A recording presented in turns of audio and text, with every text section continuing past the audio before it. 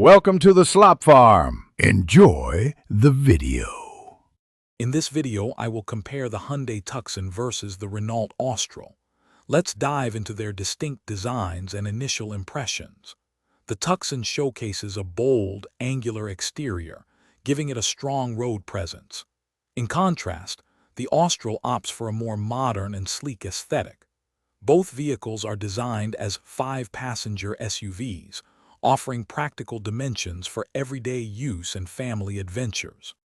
When it comes to performance, the Hyundai Tucson typically offers a 2.5-liter four-cylinder engine producing 187 horsepower, with hybrid and plug-in hybrid options also available.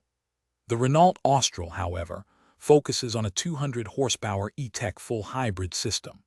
The Austral also boasts available four-wheel steering, which significantly improves its agility and turning circle in urban environments, making it feel more nimble.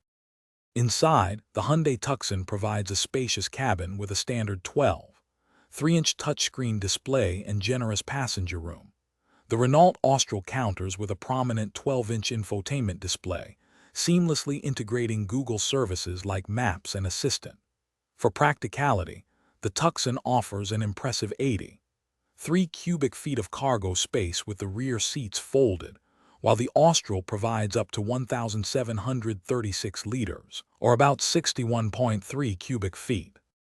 Regarding safety, the Hyundai Tucson has achieved an EA's Top Safety Pick Plus rating, reflecting its strong performance in crash tests and advanced safety features.